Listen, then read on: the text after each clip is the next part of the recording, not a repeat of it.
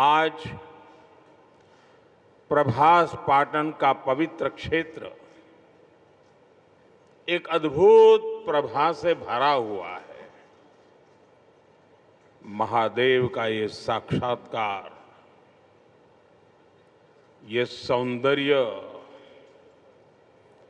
धरती और आसमान से हुई पुष्प वर्षा, भगवा ध्वजों की ये आभा, कला, संगीत और नृत्य की अद्भुत प्रस्तुतियां, वेद मंत्रों का उच्चार, गर्भगृह में हो रहा शिव पंचाक्षरी का अखंड पाठ और इस सब के साथ साथ सागर की लहरों का जयघोष, ऐसा लग रहा है जैसे ये सृष्टि एक साथ बोल रही है, जय सोमनाथ,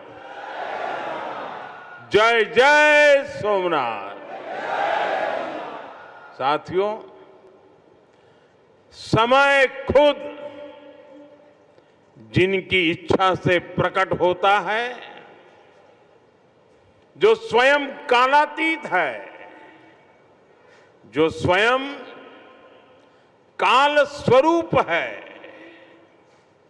आज उन देवादिदेव महादेव की विग्रह प्रतिष्ठा के हम 75 वर्ष मना रहे हैं। ये सृष्टि जिनसे सृजित होती है, जिनमें लय हो जाती है, यतो जायते पाल्यते येन विश्वम तमीशं भजे लीयते यत्र विश्वम। आज हम उनके धाम के पुनर्निर्माण का उत्सव मना रहे हैं। जो हलाहल को पीकर नीलकंठ हो गए, आज उन्हीं की शरण में यहां सोमनाथ अमृत महोत्सव हो रहा है।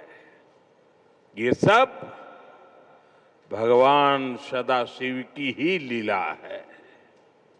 साथियों, दादा सोमनाथ के अनन्य भक्त के रूप में मैं कितनी बार यहां आया हूं, कितनी ही बार उनके सामने नतमस्तक हुआ हूं, लेकिन आज जब मैं यहां आ रहा था तो समय की ये यात्रा एक सुखद अनुभूति दे रही थी। अभी कुछ ही महीने पहले मैं यहां आया था, तब हम सोमनाथ स्वाभिमान पर्व मना रहे थे। प्रथम विध्वंस के 1000 वर्ष बाद भी सोमनाथ के अविनाशी होने का गर्व और आज इस आधुनिक स्वरूप की प्राण प्रतिष्ठा के 75 वर्ष हम केवल 2 आयोजनों का हिस्सा भर नहीं, सिर्फ हिस्सा भर नहीं बने हैं। हमें 1000 वर्षों की अमृत यात्रा को अनुभव करने का शिव जी ने मौका दिया है। साथियों, 75 साल पहले आज के ही दिन सोमनाथ मंदिर की पुनर्स्थापना ये कोई साधारण अवसर नहीं था। अगर 1947 में भारत आजाद हुआ था तो 1951 में सोमनाथ की प्राण प्रतिष्ठा ने भारत की स्वतंत्र चेतना का उद्घोष किया था। आजादी के समय सरदार साहब ने 500 से ज्यादा रियासतों को जोड़कर एक भारत का आधुनिक स्वरूप गढ़ा था। तो साथ ही सोमनाथ के पुनर्निर्माण से उन्होंने दुनिया को बताया था, भारत केवल आजाद नहीं हुआ है, भारत अपने प्राचीन गौरव को पुनः हासिल करने के मार्ग पर भी अब आगे बढ़ चुका है। साथियों, इसलिए आज इस अवसर पर मैं केवल 75 वर्षों की झांकी नहीं देख रहा हूं, मैं यहां देख रहा हूं विनाश में सृजन के संकल्प को, जिसे सोमनाथ ने चरितार्थ किया है। मैं यहां देख रहा हूं असत्य पर सत्य की विजय को, जिसे प्रभाष पाटन ने बार बार जिया है।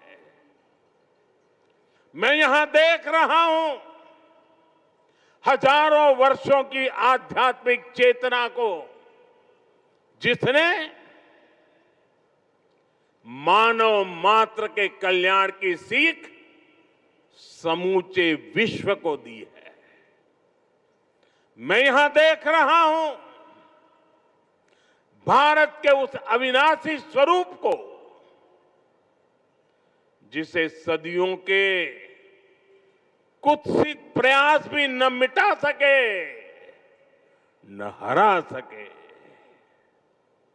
और मैं यहां देख रहा हूं सोमनाथ का अमृत महोत्सव, ये केवल अतीत का उत्सव नहीं है, ये अगले 1000 वर्षों के लिए भारत की प्रेरणा का महोत्सव भी है। मैं सभी देशवासियों को दादा सोमनाथ के कोटि कोटि भक्तों को इस महोत्सव की बहुत बहुत बधाई देता हूं। साथियों, आज का दिन एक और वजह से भी विशेष है। 11 मई 1998 यानी आज के ही दिन देश ने पोखरण में परमाणु परीक्षण किया था।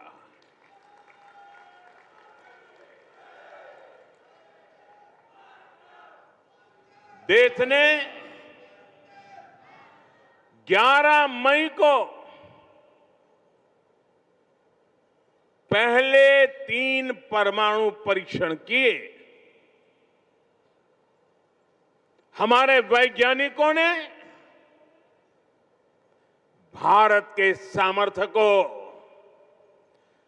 भारत की क्षमता को वैज्ञानिकों ने दुनिया के सामने रखा। दुनिया में तूफान आ गया। भारत, उसकी ये हैसियत, ये कौन होता है भारत जो परमाणु परीक्षण करे? और दुनिया की आंखें लाल हो गई। दुनिया भर की शक्तियां भारत को दबोचने के लिए मैदान में उतरी। अनेक प्रकार के बंधन लग गए। आर्थिक संकट की संभावनाओं के रास्ते सारे के सारे बंद कर दिए गए। कोई भी हिल जाता, जब दुनिया भर की बड़ी बड़ी शक्तियां इतना बड़ा आक्रमण कर दें तो आगे के रास्ते दिखते नहीं है। लेकिन हम कोई और मिट्टी के बने हुए हैं। 11 मई के बाद दुनिया हम पर टूट पड़ी थी। 11 मई को वैज्ञानिकों ने अपना काम कर लिया था, लेकिन 13 मई को फिर 2 और परमाणु परीक्षण हुए। उससे दुनिया को पता चला था कि भारत की राजनीतिक इच्छा शक्ति कितनी अटल है।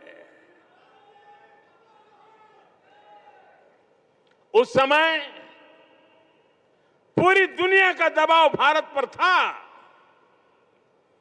लेकिन अटल जी के नेतृत्व में बीजेपी सरकार ने दिखाया था कि हमारे लिए राष्ट्र प्रथम है। दुनिया की कोई ताकत भारत